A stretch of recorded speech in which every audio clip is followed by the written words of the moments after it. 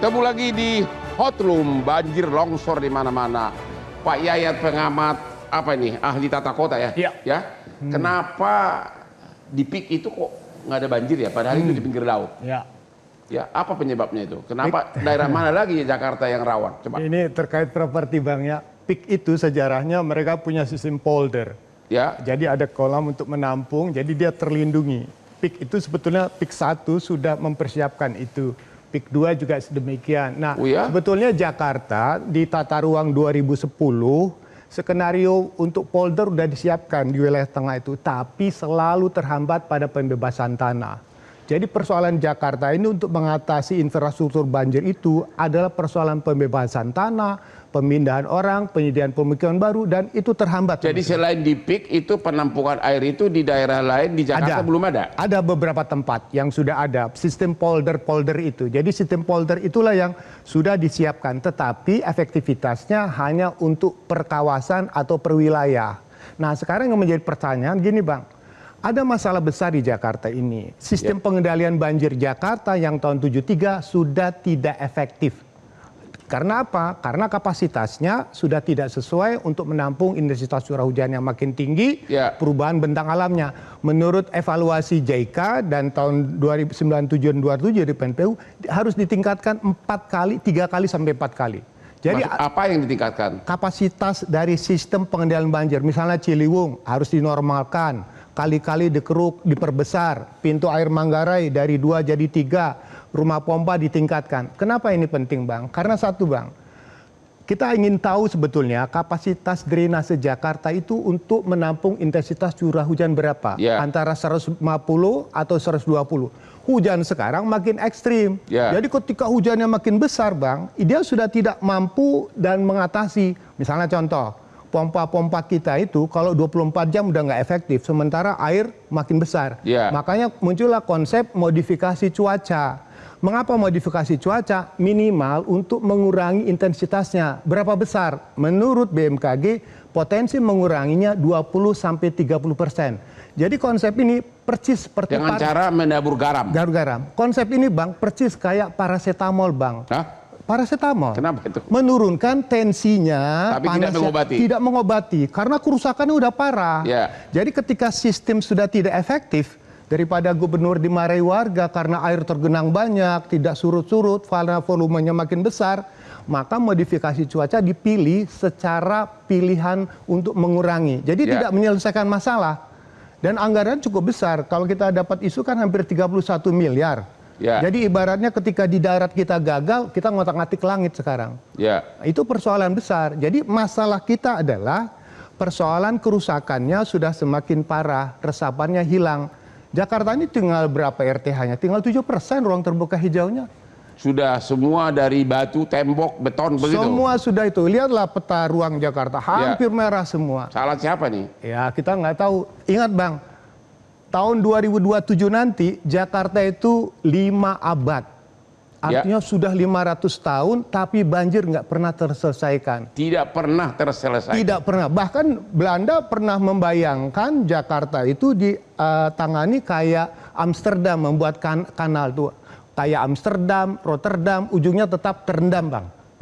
Artinya kita memang menghadapi satu kegagalan sistem karena intensitas hujan makin tinggi, tekanan urbanisasi makin luas, dan yang paling parah kita belum tahu sebetulnya kapasitas drainase kita itu untuk Ki berapa. Maksudnya Ki 5 tahun, 10 tahun, 20 tahun untuk mengantisipasi besarnya curah hujan. Apa yang terjadi sekarang kan? Kalau misalnya ternyata kapasitasnya itu sudah tidak mendukung. Artinya tinggal di Jakarta agak ngeri-ngeri sedap. Ya, terutama kalau kita yang tinggal di perumahan mewah sih tenang. Ya, tapi yang warga-warga yang tinggal di gubuk-gubuk gimana? Nah, itulah yang menjadi masalah. Jadi kita pasrah aja tuh gimana nih? Ini masalah Bang. Yang paling terkena dari dampak ini ada yang paling miskin Bang. Yang artinya orang yang tidak punya pilihan. Artinya mereka secara ekonomi tidak bisa pindah, tidak bisa keluar. Sementara statusnya memang tidak punya pilihan lain. Sementara fakta terjadi di Jakarta, selain di PIK dan tempat lain, menengah ke atas Jakarta pun sudah migran Bang. Ke kota-kota baru di sekitar Tangerang Raya gitu. Jadi artinya untuk penanganan banjir ini tidak akan Ya. teratasi? Kita mencoba menguranginya. Hanya mengurangi. Menguranginya. Ya. Artinya luas wilayahnya bisa dikurangin, lama genangnya bisa dikurangin, utama lagi. Artinya tetap pasrah gitu aja ya. Kira-kira Oke, gambaran. sekarang gitu. kita tanya dulu geolog ITB, yaitu Pak Imam mengenai Bandung Barat. Halo Pak Imam melalui Zoom, kenapa ini terjadi di Bandung Barat? Ya, percuma ada ITB di sana. Gimana? Ahli geologi, silakan. Iya Bang Hotma ini. Jadi longsor bisa di mana saja. Jakarta pun bisa longsor Bang Hotma ya. Ya. Jadi tidak harus di Bandung. Tapi memang longsoran atau sering dikenal sebagai gerakan tanah atau tanah longsor ya biasanya terjadi pada lereng-lereng yang lebih terjal tentunya ya, lereng yang terjal karena gaya dorongnya terutama oleh gaya gravitasi gitu. Jadi itu yang penting sehingga area-area perbukitan tentunya lebih rawan untuk terjadi longsor dibanding area-area dataran yang memiliki lereng-lereng yang tidak terjal. Itu Bang Hoknat. Jadi kenapa terjadi di Bandung? Tentunya sudah banyak diketahui Bandung itu dikelilingi oleh pegunungan dan perbukitan. Nah, Jadi tapi itu kota bakal Bandung berada di tengah relatif lebih sampai aman. bulan Bang Maret Hotma. bakal berlanjut ancaman seperti itu.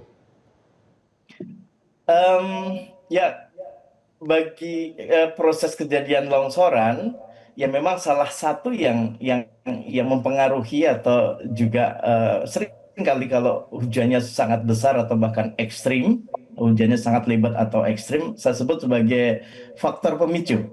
Tetapi Ya. faktor-faktor lain banyak, ya, tidak hanya hujan, ya perbedaan jenis batuan misalnya, kemudian juga perbedaan tutupan lahan, selain tadi topografinya ya atau morfologinya yang lebih curam tentunya lebih mudah longsor. Kemudian juga ada tata guna lahan, aktivitas masyarakat yang ada di atasnya, ya termasuk proses-proses alam. Jadi interaksi antara proses alam dan proses aktivitas manusia di atasnya yang juga bisa mengakibatkan longsoran terjadi. Jadi bukan hanya hujan. Kalau Jadi hujannya lebat memang menjadi faktor pemicu utama. Ibu Erma mengatakan Bogor juga dalam keadaan terancam serius ancaman tersebut. Apa ahli geologi juga berpendapat sama? Ya, Katanya di Bogor bicara juga. Bogor juga sangat menarik. Jadi longsoran bisa saya katakan di tempat atau di berbeda tempat itu bisa karakternya berbeda, gitu Bang Hotma. Jadi ada satu tempat yang memang lebih dikontrol oleh kondisi geologi atau tanah dan batuannya, tetapi ada di tempat lain misalnya kelerengannya yang lebih mengontrol gitu. Di tempat lainnya barangkali ya tutupan lahannya yang memang tidak ada sama sekali sehingga hujan menimbulkan infiltrasi dan penjenuhan ke tanah dengan cepat dan juga memicu longsor cepat Jadi terjadi. Jadi Bapak memang sangat berpendapat bervariasi. Bandung Barat dan Bogor masih terdapat ancaman serius, begitu ya? Ya, sebenarnya lokasi-lokasi di seluruh Indonesia sudah dipetakan juga, Bang Hotmat. Jadi ada yang namanya peta zonasi kerentanan gerakan tanah, atau singkatnya saya suka menyebut sebagai peta kerentanan longsoran. Nah, disitulah kita sebenarnya masyarakat juga diharapkan ya bisa mengakses informasi itu sehingga tahu bahwa tempat saya ini lebih mudah longsor dibanding tempat yang lain. Nah, jadi sebenarnya seluruh Terima Indonesia kasih. sudah ada informasinya.